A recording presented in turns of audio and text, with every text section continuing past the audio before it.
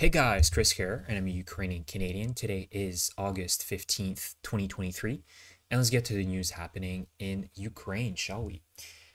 So, I wanted to go over quickly over the Kherson axis because today there was an interesting video that was released by the Ukrainian forces hitting several anti-air defense systems in the Kherson area. So these were Russian air defense systems that were stationed very close to Armyansk in Crimea, so very close to the border between Kherson and Crimea on the left bank. And there are some pictures, as you can see, of allegedly Ukrainian HIMARS systems striking S-300s and other Russian radar systems that they've established close to the Kherson-Crimea borders. And what I think the Ukrainians are trying to do here is basically clear a way for their long-range missiles and drones to fly through Kherson and then attack Crimea, and perhaps all the different bridges that we've already seen being damaged by the Ukrainian forces, and also key and critical ammunition depots and infrastructure that the Russians are currently using to transport troops, ammunition, and other supplies to the south of Ukraine. So I love what I'm seeing here, and I think we should be expecting very likely that there's a reason why the Ukrainians have done this attack today or a few days ago. It's not clear when exactly they attacked these targets, but there's a reason why. And so I think that this most likely is to set the way for the path for Storm Shadows and other long-range missiles to fly with less of a worry about them being shut down by Russian air defense systems. Another little thing I want to discuss is that today was an interesting CNN video report that showed the Ukrainian forces pretty much using drones to destroy Russian mines as soon as dawn hits. And the reason why is because under the sun, these mines get very, very hot. But with thermal imagery, you can't really differentiate during the day where these mines are. But as soon as the sun starts to set, the general area starts to cool down, but these mines are still very, very hot. So the Ukrainians can decipher where these mines are through drones that have thermal imagery, and then they can target them, which I find to be very innovative.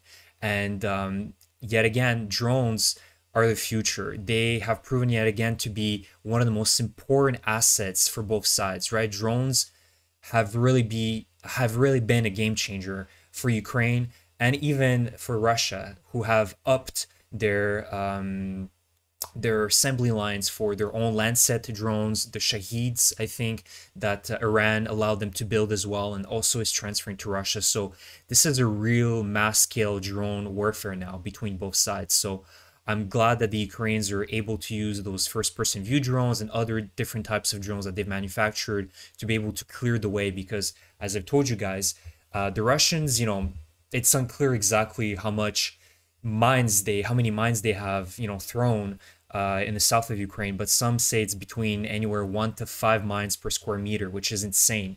So this proves again why it's difficult for Ukraine to move fast. There's so much involved to get rid of these mines, clean it up, allow the forces to go through and cut through very narrow roads that have been cleared up. So I can only hope that in the future, Ukraine can figure out to do it at a massive scale so they can clear up more and more of these farm fields and roads that are full of Russian mines. Just a quick update today as well. There is a $200 million security assistance package that was given by the United States, or approved by the United States to Ukraine. Again, it's interesting to see what type of package it is, and you can see that it's more revolved around mine clearance and also towing equipment for Ukraine, because we know that in the south, this is pretty much the issue that Ukraine is dealing with. A lot of mines, and also the fact that they have to travel through very narrow roads that have been cleared up. They can get easily hit by RPGs, artillery, attack helicopters, and even drones, Russian drones. And so they don't have the capacity right now, the Ukrainian forces, to tow all these Leopards and Bradleys. So you often will see some of these, modern tanks and IFVs just stuck on the side of the road, and the Ukrainian forces abandon them. Again, it's sad to see these vehicles being, let go or abandoned. But what is very important is that these vehicles are allowing the Ukrainians to survive, and survive without a scratch. Whereas if they were driving on a BMP, literally tuna can, or an old T-62, 64, 72 tank, very likely they would have been either extremely severely wounded or killed. So that is the difference between Western NATO equipment and Soviet equipment that Ukraine pretty much runs out of every single day. So you can see there's javelins, there's some water trailers, and 12 million rounds of small arms ammunition and grenades, including more HIMARS systems. Of course, the Ukrainians have been receiving them for the past year, and Patriot air defense systems to continue, protecting the Ukrainian sky. It's not going to be 100%, but at least the Ukrainians have some of the best air defense systems in Europe at the very least. And last thing, it's a very disappointing news. So there is going to be the G20 in New Delhi in India. However, the G20 did not invite Ukraine. And to me, it's very frustrating because it seems like yet again, Ukraine is being somewhat, at least in my opinion, we don't know what's going to be discussed. But if Russia is part of the G20, it could potentially be there. And Ukraine not even being invited, it's kind of backstab to Ukraine, right? Are they going to talk behind Ukraine's back? The rule of thumb in geopolitics is that if you don't present, you're not present in the talks, the country is not being represented, no one will do the work for you, and they will not, back your interests.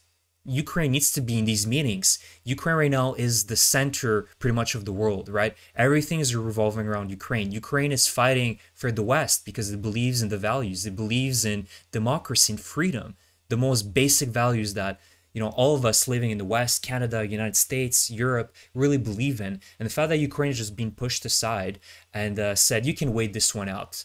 You might just want to chill in Ukraine. To me, that's not acceptable. And, it's also kind of a message, or what was actually discussed in Jeddah a couple of weeks ago, right, where Ukraine went to have these discussions. What was discussed, right? Was it actually beneficial to Ukraine? Was there a lot of talking behind Ukraine's back as well? Is the world just tired of the war because the economy is slowing down? There's, more and more social unrest. But you have to think about how Ukraine right now is faring. The country is obliterated by Russia, destroyed. Entire cities have been leveled by Russia. The economy is, pretty much destroyed by Russia as well. And yet Ukraine still continues fighting. Ukraine still continues fighting because they know that if they don't continue fighting, it's going to be Ukraine's demise. And the world trying to force and push this, forced talks and forced peace deals. It reminds me of a Minsk 3, another Minsk agreement where Ukraine's going to have to go on a compromise. And then yet again, finding itself a few years down the line attacked by Russia. And this will be Ukraine's demise. So the world needs to understand that they need to be backing Ukraine at 100%. Stop for these non-escalatory messages, these forced peace talks with Russia. You see that Russia is not going to back down. They're never going to admit that they're wrong. And who wants to be dealing with a terrorist state like Russia? It's a pariah state that needs to be removed completely. The regime and the people in Russia need to be reformed because, as I've said multiple times, they do not care about what's going on in Ukraine, and most of them, or a large grouping, a large amount of Russian people support this war in Ukraine. So my last question is, do you think the Cold War was won through politicians like the modern day politicians we're seeing that would be talking about non-escalatory, measures, policies, let's not anger the big bear? No, the Cold War was won because the United States, NATO allies, and all the countries that were allied with the West did not, they did not try to find any compromise with Soviet Russia. It was a very difficult, proxy wars, a lot of difficult moments. But at the end of the day, you need to have a very strong stance.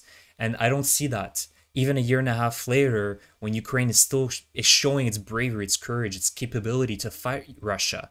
One small little country, Ukraine, is capable of defending, not only defending, but going on the defensive against Russia. And then you have all these Western countries that are, still trying to push for some peace talks and compromise and non-escalation policies against Russia. It's unacceptable. So that's the video for today, guys. Let me know what you think about my comments about the G20. I'm very eager to hear your opinions. Also keep in mind that in the next few weeks, starting as of next week, I will take a little break for 2 weeks, so I will not be making videos. Unlikely, I could make 1 or 2 videos, but rest assured that once I come back in early September, I'll continue making videos more regularly. So thank you for your support. Subscribe to my channel if you enjoy my videos and my content, and I will see you guys in the next one. Thank you, and Slava Ukraini!